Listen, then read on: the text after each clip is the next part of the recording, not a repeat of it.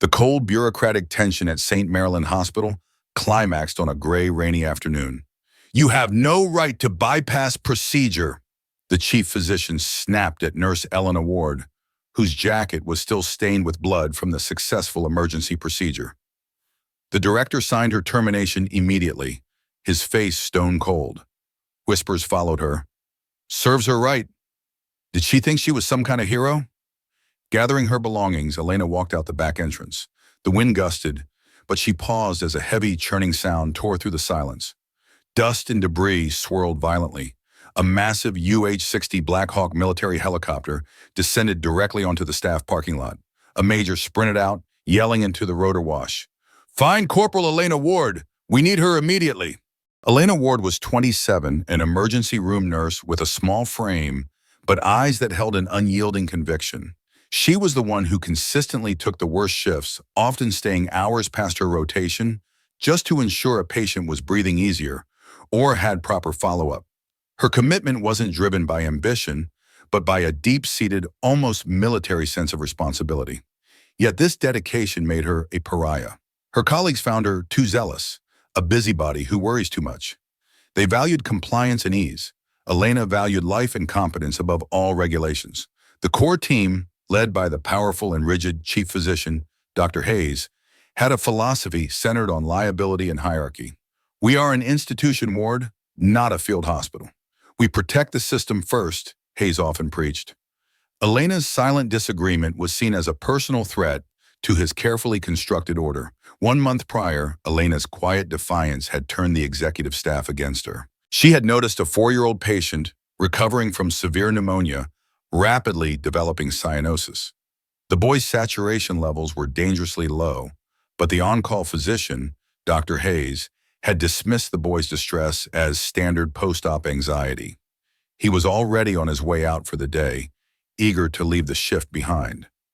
Ignoring the rigid hierarchy, Elena took a calculated risk. She performed a rapid textbook assessment, correctly diagnosed a tension pneumothorax, a life-threatening buildup of air, and immediately utilized a reserve emergency kit to stabilize him before the surgical team could even be notified. Her quick, decisive action saved the boy from certain death. But the subsequent review was not a celebration of life. It was a cold, calculated reprimand. "Saving the life was correct, Ward," Dr. Hayes had condescendingly stated during the mandatory review, his voice dripping with false patience. "But overriding my express orders and utilizing surgical tools without explicit verbal consent from a physician is insubordination. Competence is secondary to protocol here. We cannot have a rogue element on the floor."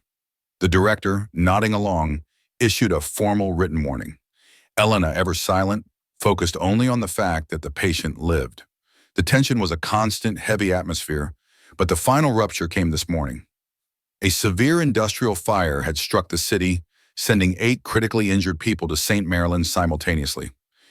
It was a mass casualty event that overwhelmed the hospital's rigid structure. While Dr. Hayes and his senior staff struggled to organize a chaotic triage, Elena seamlessly took over the 3 most critical trauma cases: a victim with 3rd-degree burns, a man with a major crush injury, and a patient suffering from inhalation trauma combined with a deep chest laceration. She worked with surgical precision, stabilizing all 3 within minutes using techniques and decisiveness Hayes had never mastered. But when the dust settled, Dr. Hayes, desperate to deflect from his own chaotic performance, chose a scapegoat.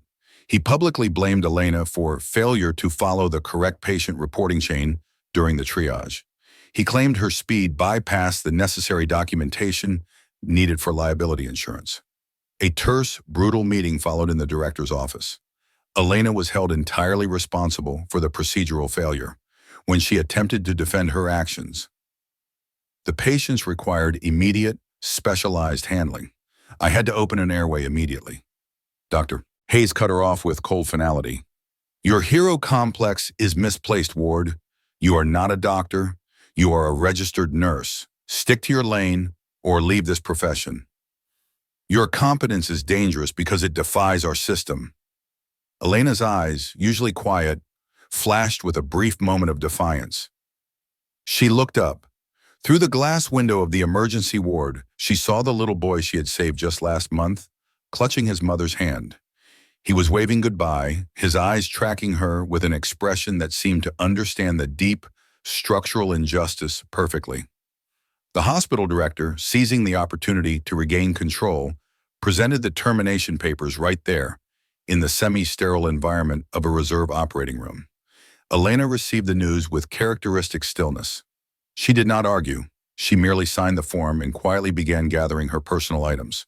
Her integrity, her refusal to sacrifice a human life for a bureaucratic timeline, had cost her a job. She exited through the rear employee gate, clutching her old worn canvas satchel. The rain intensified, the drops hitting her face, washing away the residual blood and exhaustion from the day's work.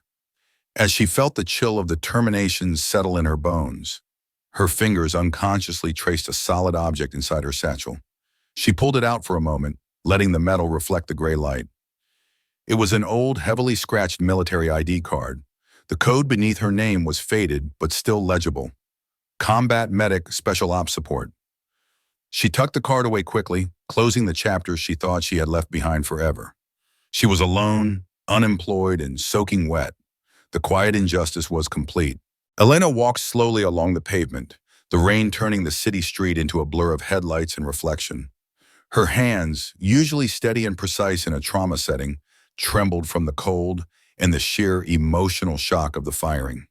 She was replaying her internal monologue, dwelling on the impossible standards the hospital demanded.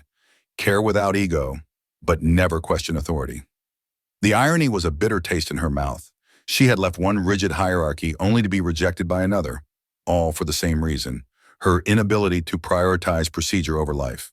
Her mind drifted back 2 years, not just to the heat of the desert, but to the specific mission that broke her. She wasn't just a regular medic.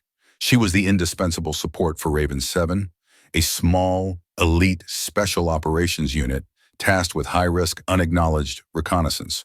She remembered the metallic smell of dust, sweat, and blood.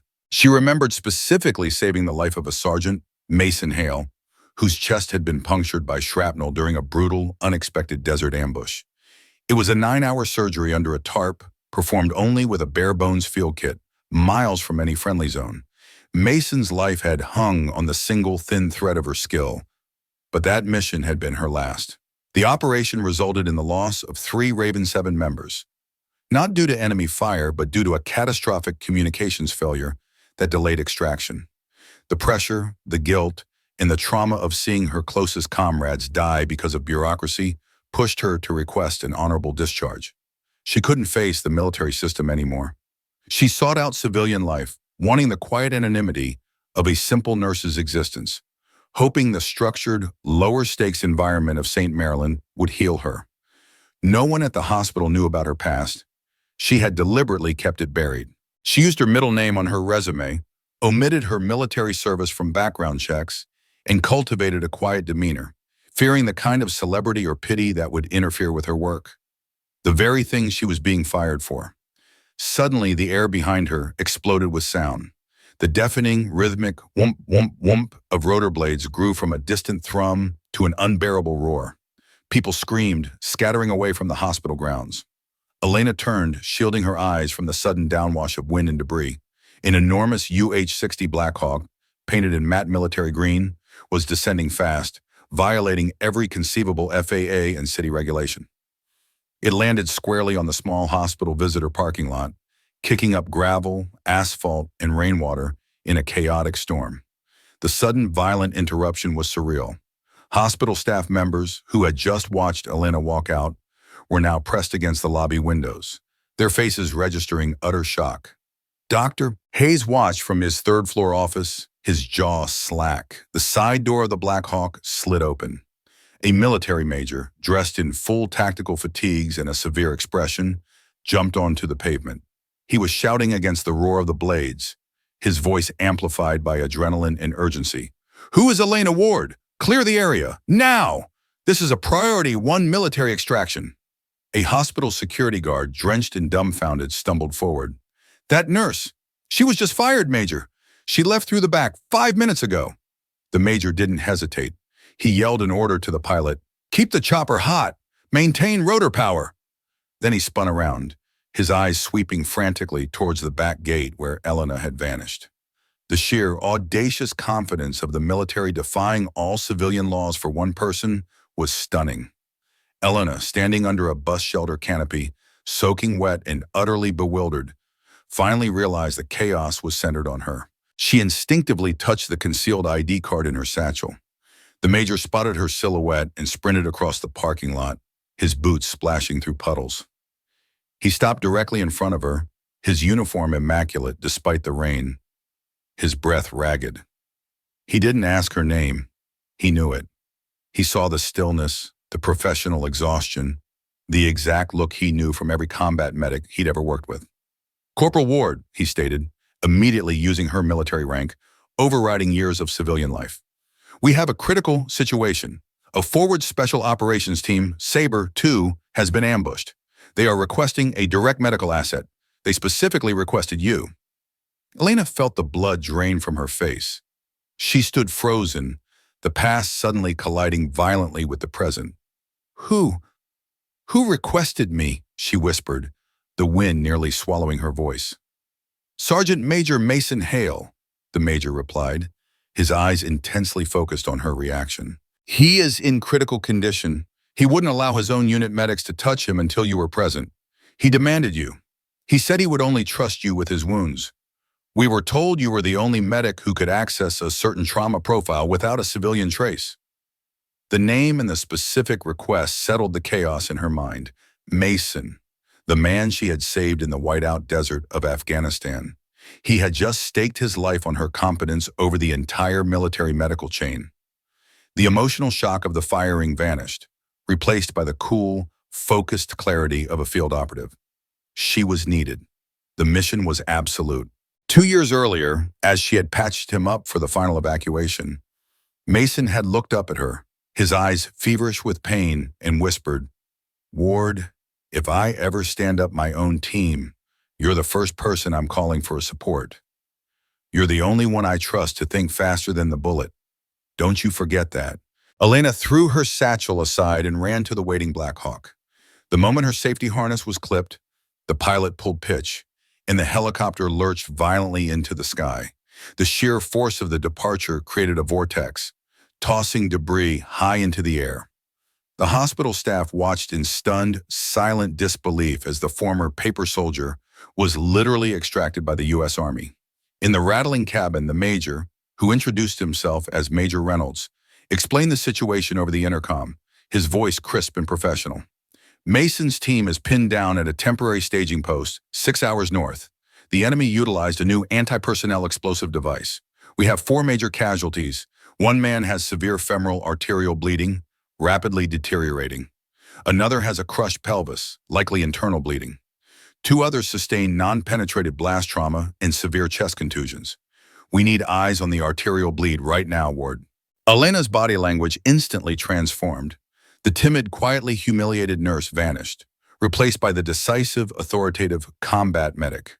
Her hands, no longer trembling from the cold, flew through the packed contents of the onboard field medical kit. She meticulously assembled a high-flow IV system, prepared an emergency cricothyroidotomy kit, and mentally ran through the sequence for internal bleeding assessment. The military protocol, the language of life and death, had taken over.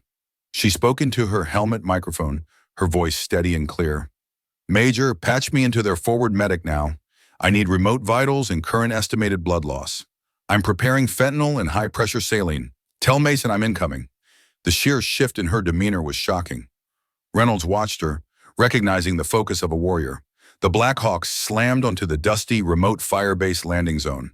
A flurry of chaotic motion. Soldiers in full combat gear were everywhere, running toward the helicopter, their faces grim. "Over here! Hurry! The pressure is dropping fast!" one shouted. Mason Hale lay on a stretcher, pale, semi-conscious, and shockingly still. His body armor was soaked dark with blood, the femoral wound barely controlled by a hastily applied tourniquet. When his eyes locked onto Elena's, a faint, almost ghostly smile touched his lips, a sign of instant, profound relief. "I told them, Ward. I told them if you weren't here, they could forget it. You're late." Elena knelt beside him, She ignored the other casualties for the crucial seconds needed to address Mason's most immediate threat. "I'm never late, Sergeant Major. I'm precise." She dictated orders in short, sharp bursts to the overwhelmed base medics. "Pressure on the femoral. Get me 2 units ONEG, fast. Monitor his chest rise. I need a clean read on that pneumo."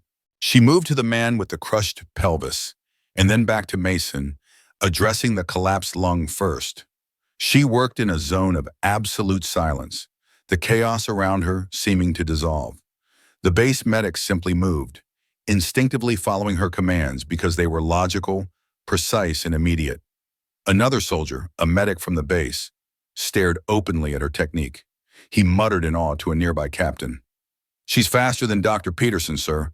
Look at her internal control. She hasn't made one extra movement, and her placement is textbook.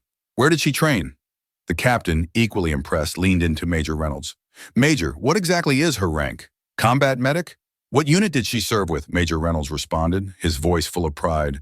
"Corporal Elena Ward, combat medic, Raven 7 Support Detachment, Special Operations."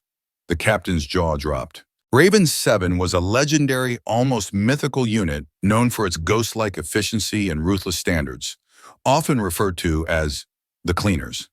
Then came the inevitable confrontation, the echo of the hospital's rigid hierarchy. A lieutenant colonel from the base medical command, a man whose ego was as large as his rank and who resented the Black Hawk's unscheduled appearance, strode forward, attempting to take command. His voice was patronizing and loud. "Step aside, nurse. I'll take over this chest wound. You're civilian personnel now. You lack the authority and the clearance for this level of care. We follow the established TTPs here, not civilian intuition." Elena didn't even look up. Her focus was absolute, her hands inside the trauma kit, preparing the large-bore needle for an emergency decompression. Her voice, though low, was colder and sharper than the lieutenant colonel's bluster. It was the voice of pure, undiluted authority.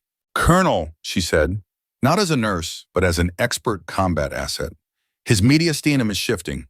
If you delay this for paperwork, you will kill him. You lack the training for this specific blast profile. Stay back." The entire triage area went silent.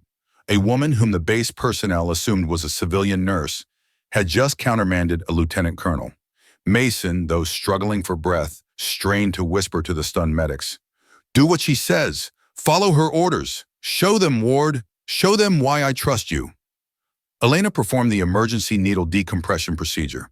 It was a risky, high-stakes maneuver to relieve the dangerous pressure building around the lung. 9 seconds. That was all it took. The sterile needle, the flash of precision, the sudden hiss of air being released. It was quick, clean, and terrifyingly accurate. The procedure was flawlessly executed, exactly where it needed to be. The monitoring screens immediately showed stabilized vitals. The immediate danger had passed. As she secured the wound, a second, much larger military helicopter landed with official, military precision. Out stepped Lieutenant General Harris, a 3-star general, the commander of all regional special operations. He was Mason Hale's direct superior. He surveyed the scene, his eyes locking onto Elena's blood-stained form and the quiet competence radiating from her.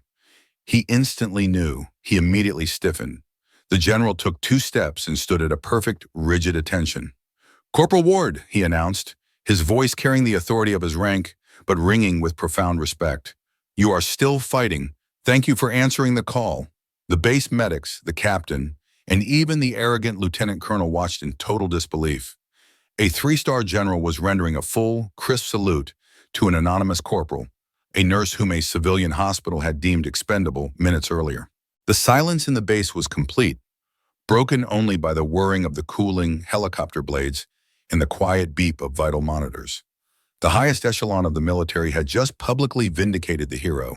If you believe that many silent heroes live among us, comment honor. Once Mason and the other soldiers were stabilized and loaded onto transport planes for a larger military facility, General Harris gathered the entire base detail around Elena.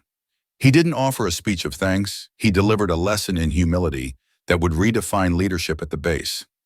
"The woman you see here," General Harris stated, his voice tight with controlled emotion, "is the same person who saved Sergeant Major Hale during the Helmand campaign with nothing more than a field dressing and her determination. She did it again here today. She saved this unit twice. Let her actions serve as a brutal reminder. Your paperwork, your rank, and your rigid protocols are meaningless if they cause you to hesitate and lose a life. We learn from this combat medic that competence is the only true authority. The soldiers burst into applause. It wasn't the obligatory clap of military formality. It was genuine, raw, and full of respect for the tiny, blood-splattered figure who had cut through bureaucracy and saved their comrades. They knew they had witnessed a rare, profound event, the recognition of true courage over conventional power. Word of the helicopter landing in the triage operation, including the explicit mention of St. Maryland, swiftly traveled back to the city. The news hit the director and Dr. Hayes like a physical shockwave. The hospital's phone lines were immediately flooded with media calls. That nurse? She saved a special forces team? The military extracted her because she was the only one trusted to do the job? The director stammered to Dr. Hayes, his face visibly paling. A junior doctor, Dr. Clara Benson, who had always respected Elena's dedication, finally spoke up in the staff lounge, gaining an unexpected courage. I saw how she handled the burns this morning. I saw how she saved that little boy last month. I knew she was different. Her judgment saved that little boy's life too. She was right. We were wrong. We let ego and fear of liability run the hospital. The tide of internal opinion had turned instantly, fueled by undeniable, documented proof of her skill. The staff who had whispered in judgment now felt a deep sense of shame for their silence.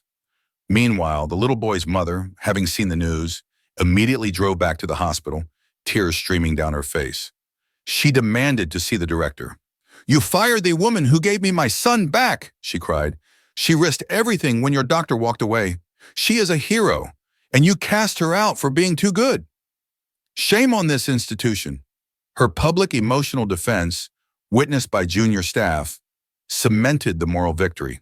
When Elena returned to the city 2 days later, driven not by a taxi but by a discreet military sedan, several hospital staff members, including Dr. Benson, were waiting by the back gate. They were silent, unable to meet her gaze, their faces etched with guilt and shame. They didn't approach her. But then, the little boy Elena had saved, the one with the severe pneumonia, broke free from his mother. He ran towards her, throwing his arms around her waist. "The best nurse in the world," he shouted, his voice ringing with pure, innocent adoration. Elena knelt down, gently smoothing his hair, her smile melancholic but genuine.